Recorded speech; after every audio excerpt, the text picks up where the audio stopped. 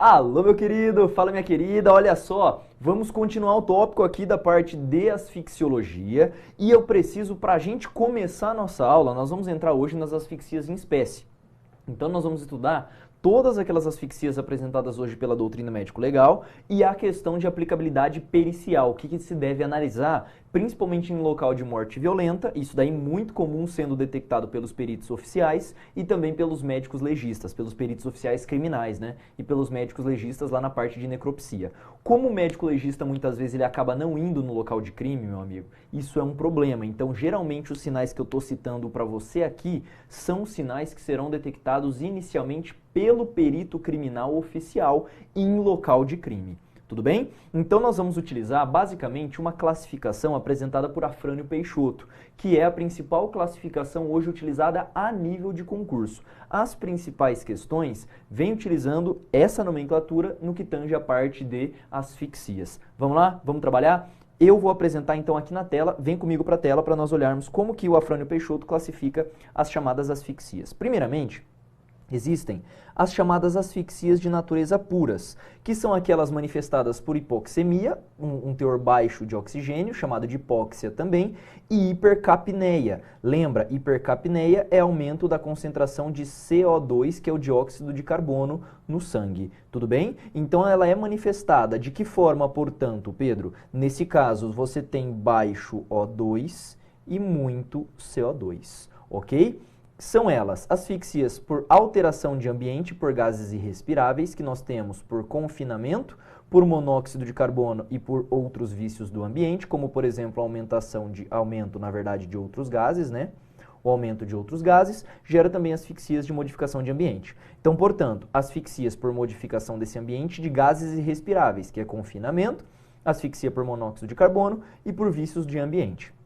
Em segunda análise, as asfixias provocadas por obstacularização à penetração de ar, que pode ser a sufocação direta, que é a obstrução tanto de boca quanto de narina, ou das vias aéreas mais inferiores, como por exemplo o engasgamento, morreu engasgado, seria uma hipótese de sufocação direta, tudo bem, e a sufocação indireta vem a ser a compressão do tórax, havendo impedimento de contração, na verdade, do diafragma. Tudo bem? Isto vem a ser a questão de sufocação indireta. Esta seria a segunda subclassificação, né? Olha a terceira. Transformação do meio gasoso em meio líquido, que é o afogamento, e a transformação de meio gasoso em meio sólido, que é o soterramento. Belezinha? Todas essas são chamadas de asfixias puras por modificação de ambiente. Em seguida, existem as chamadas asfixias complexas, doutor.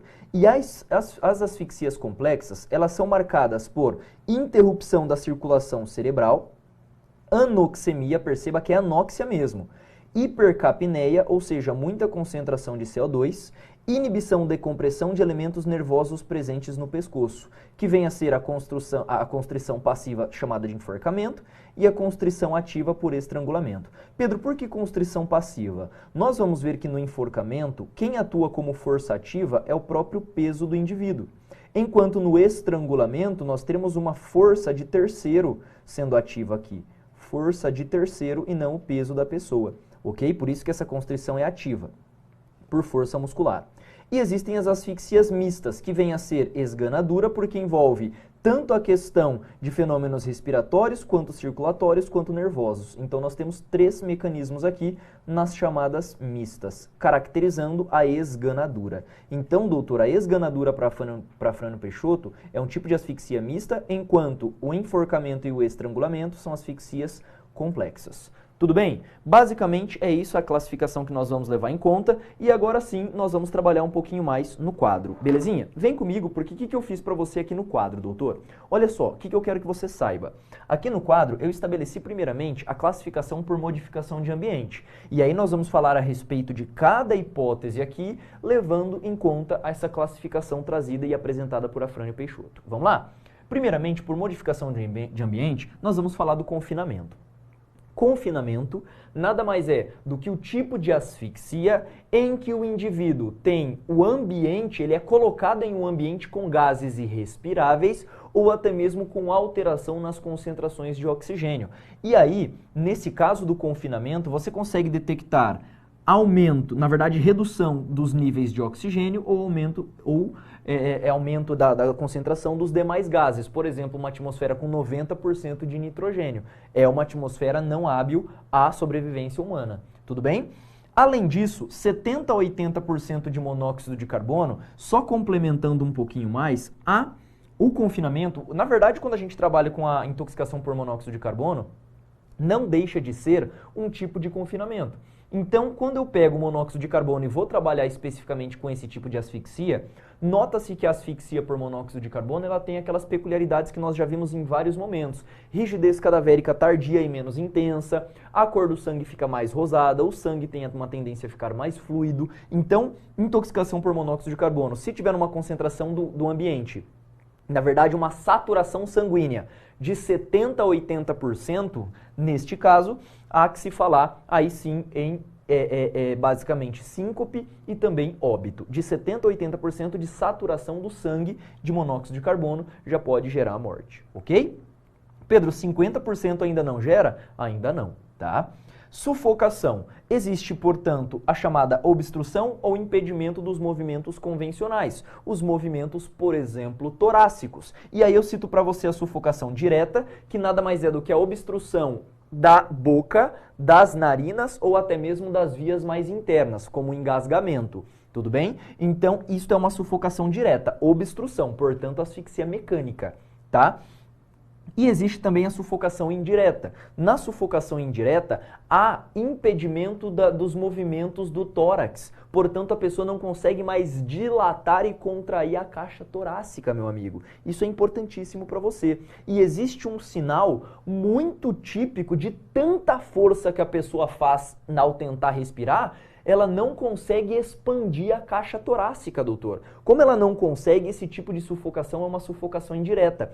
Típica em situações, por exemplo, de pisamento, né? Como, por exemplo, imagina, em multidões, existe uma briga de torcida, as pessoas saem correndo e a pessoa fica pisoteada. Ela tenta respirar, ela não consegue porque está toda hora alguém em cima dela. E ela faz tanta força para respirar que ela gera uma série de equimoses na região conjuntival e na região da face, que essa pessoa ela fica com os olhos bem vermelhos e esbugalhados e com congestão em toda a face, caracterizando aquilo que a gente chama de máscara equimótica de Morestan.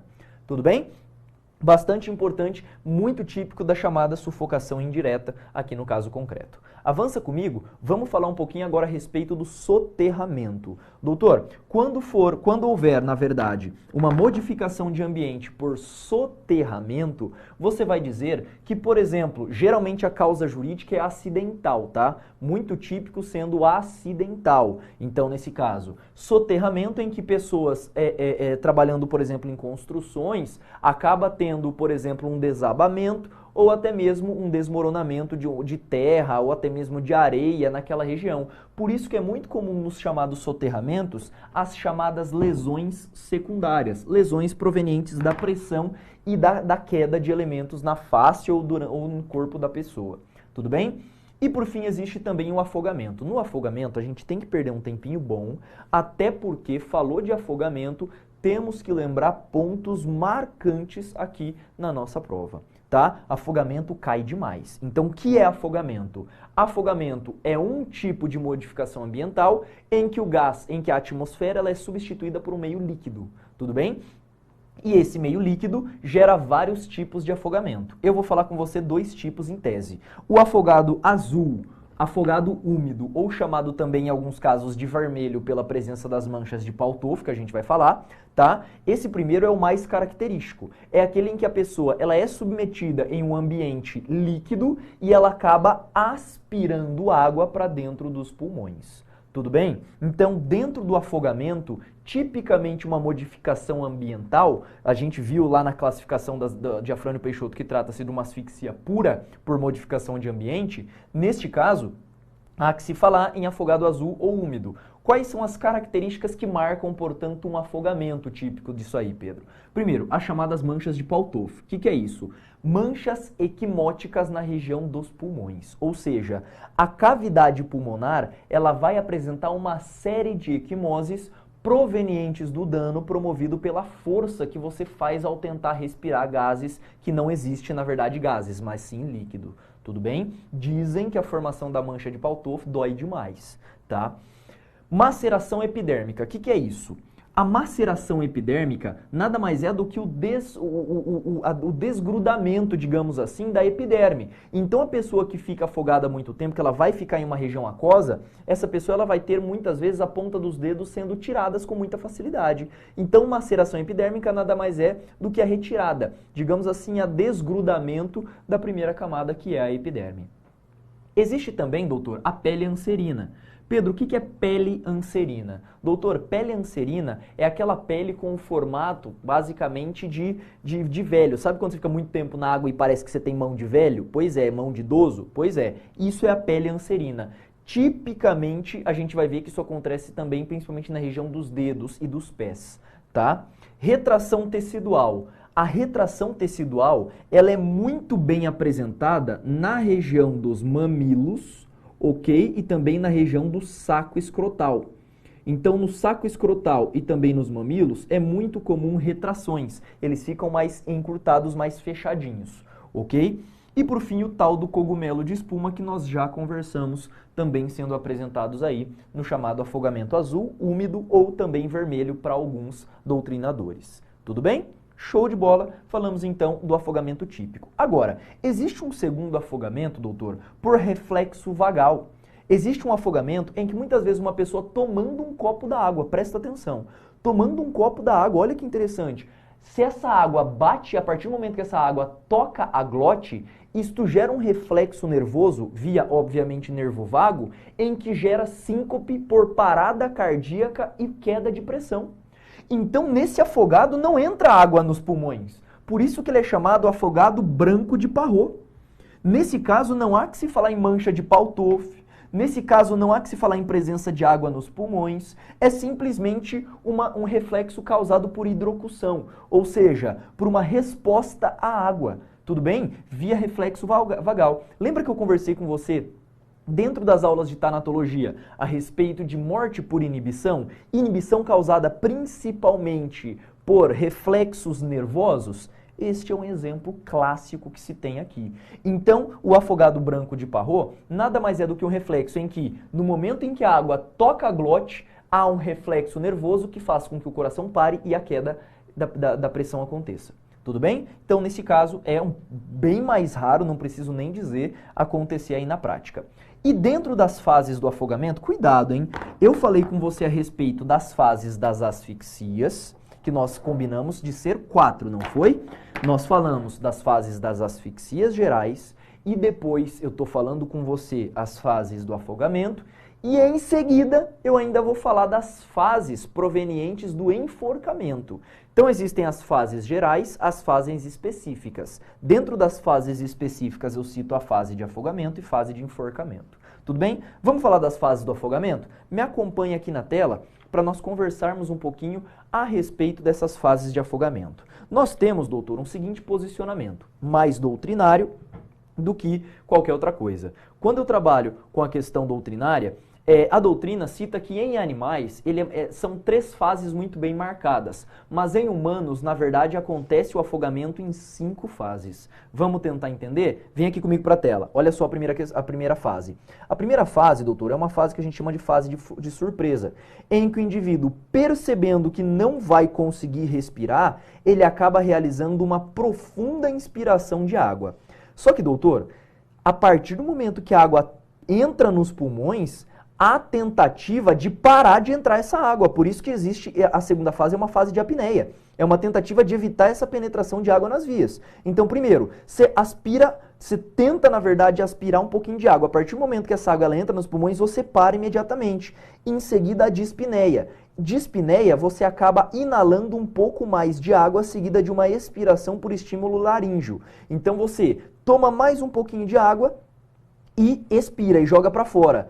Em seguida, haverá a convulsão, em que o líquido continua penetrando a parte dos pulmões, e por fim o estado terminal, em que você inspira profundamente a questão de água com sucessivas pausas pulmonares. Tudo bem? Então, 5 fases constituem a fase do afogamento, de acordo com a doutrina principal aí do Higino e do França. Tudo bem? São as fases do afogamento que você pode levar aí para sua prova. Perceba, doutor, que em se tratando de fases de afogamento, isso é meio tenso na prática, não é? Perceba que não é algo muito confortável para nós analisarmos.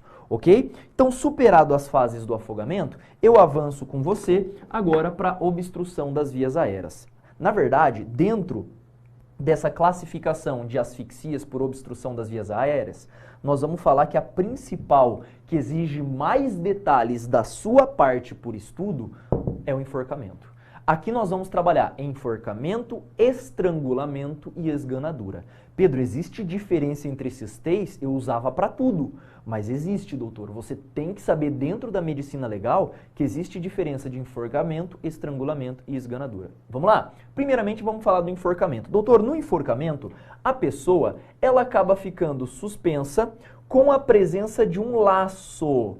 Este laço, presta atenção, ele vai passar, olha aqui, ó, na região lateral de um osso chamado mandíbula. Não é maxilar, hein? Maxilar você tem 2 aqui em cima. Existe a mandíbula e esse laço ele vai abraçar a mandíbula aqui, ó, e passa por cima de uma cartilagem que nós chamamos de cartilagem laríngea. Tudo bem? Então, olha que interessante. O sulco ele passa aqui, abraça a mandíbula e passa aqui na região atrás da orelha. Tudo bem? Então, olha que interessante. No enforcamento, o peso ativo acaba sendo o próprio peso da pessoa. Então, a própria força-peso gerada aqui, ó, a própria força-peso acaba gerando força ativa. Então, isso é um enforcamento. Tudo bem?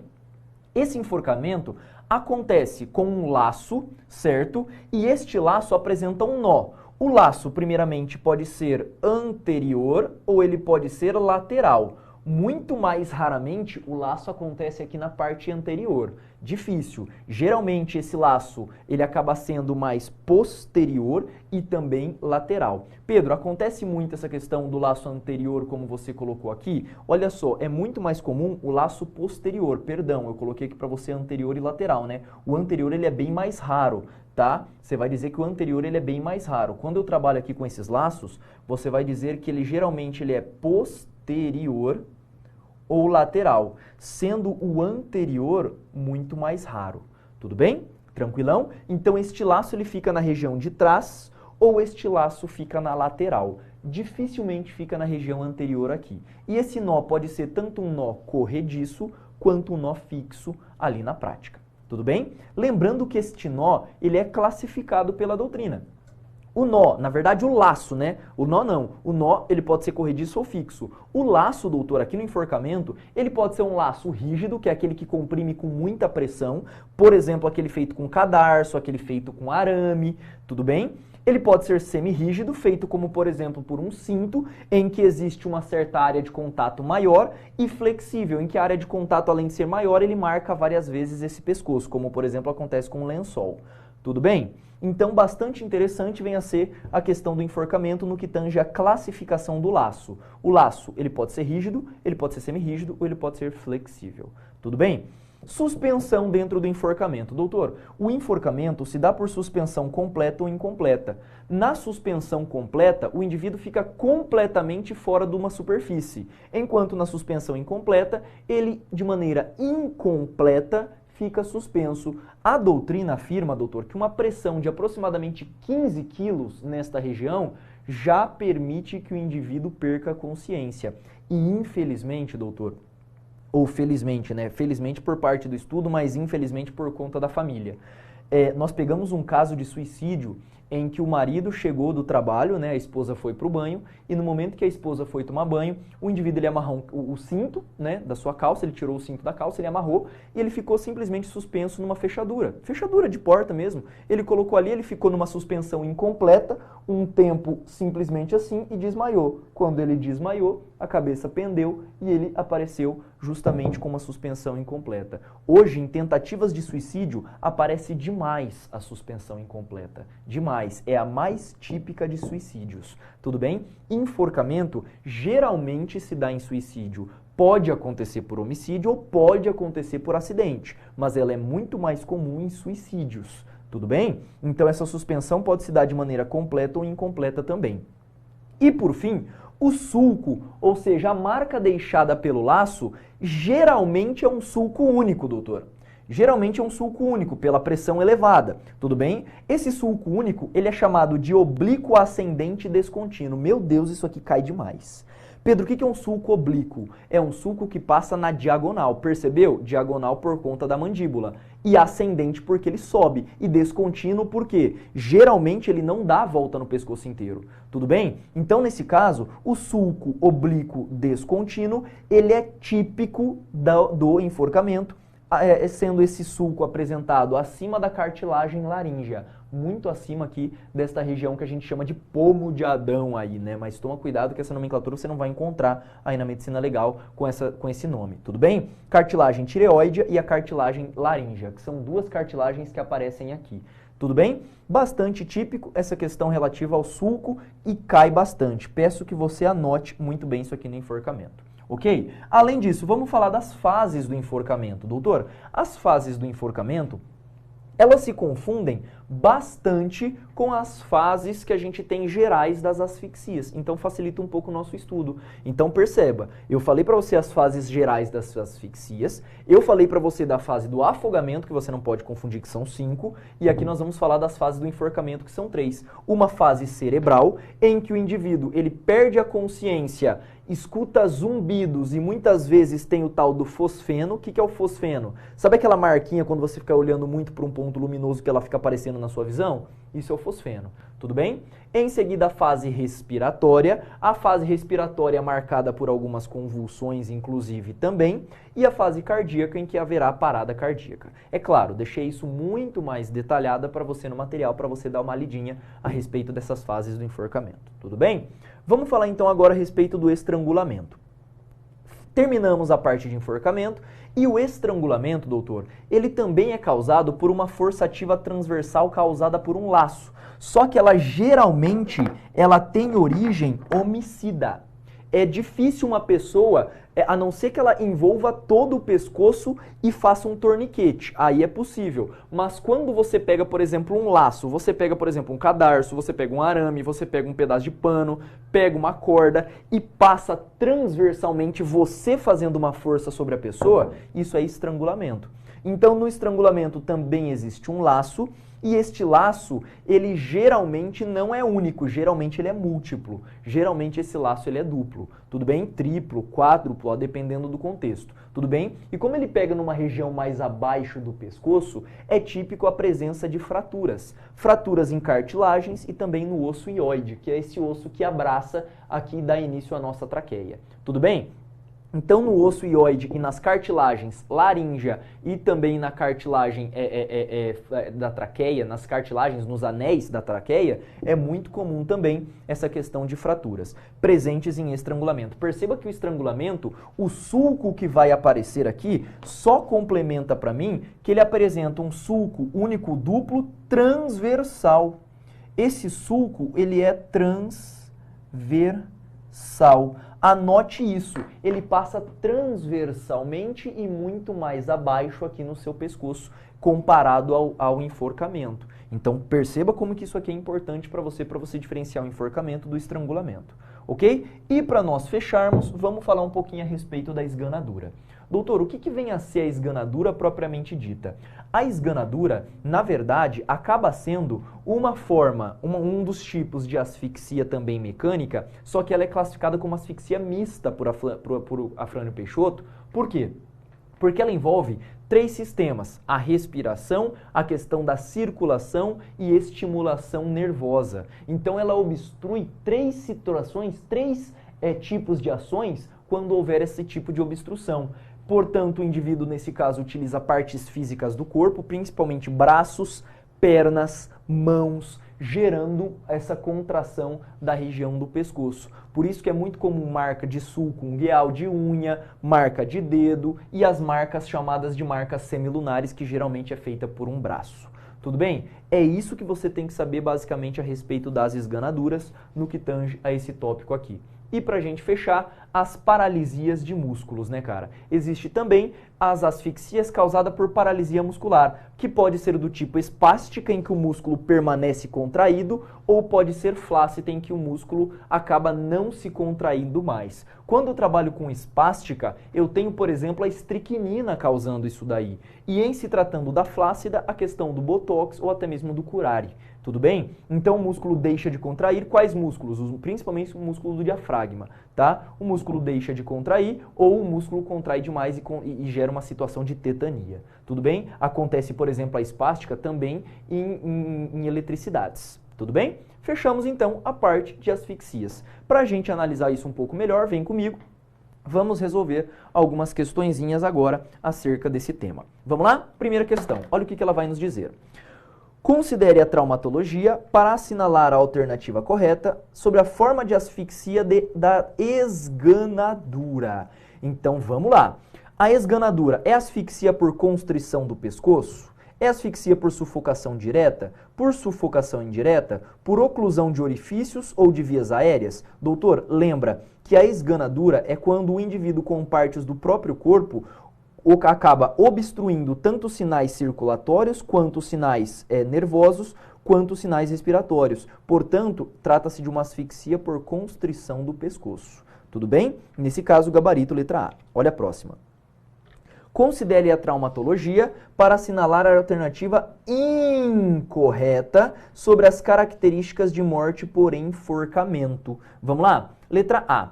A cabeça pende sempre para o lado oposto ao nó. Doutor, isso aqui está certo. Então imagina, um enforcamento, o indivíduo está com um nó lateral. Imagina que tem um nozinho lateral aqui. Nesse caso, a cabeça ela vai pender para cá. Ó. O indivíduo ele vai ficar assim. Deu para entender? A cabeça pende para o lado contrário ao nó. Essa aqui está certa. Otorragia eventual, ou seja, sangramento eventual do ouvido, pode acontecer, Pedro? Pode. Hipóstase na metade inferior do corpo, sim, por quê? Na metade inferior, porque o sangue se concentra nas pernas. Turgescência peniana e ejaculação pode acontecer justamente pela pressão formada aqui na região peniana, tá? E rigidez cadavérica precoce. Doutor, na verdade, rigidez cadavérica precoce, porra nenhuma, tardia. Portanto, nesse caso, gabarito letra E. Tudo bem? Rigidez cadavérica ela é muito mais tardia porque o sangue ele acaba influenciando na questão da contração muscular. Avança comigo. De acordo com os conceitos médico-legais, enforcamento incompleto é aquele no qual parte do corpo da vítima toca em algum ponto de apoio ou encosta no solo. Ou seja, suspensão incompleta. De cara, é a letra A, o nosso gabarito. Vamos ver o erro das outras? Mãos e pés da vítima amarrado com a mesma corda? Nada a ver, né? O nó do laço localizado na parte da frente do corpo ou na parte anterior? Não também. O nó do laço localizado na parte de trás? Não também. E o corpo da vítima não encosta no solo? Na verdade, essa aqui é a completa, suspensão completa, não é verdade? Então, toma cuidado com esse tipo de questão na prova. E com isso, fechamos as questões a respeito hoje de medicina legal. Tudo bem? Asfixiologia é um tema bastante tranquilo que eu diria para você, doutor, quando cai asfixiologia, tentar confundir enforcamento, estrangulamento e esganadura é o que a banca vai tentar fazer. Só que, ó, você vai estar blindado, complementa todo o seu estudo com o seu material para você gabaritar as questões da prova.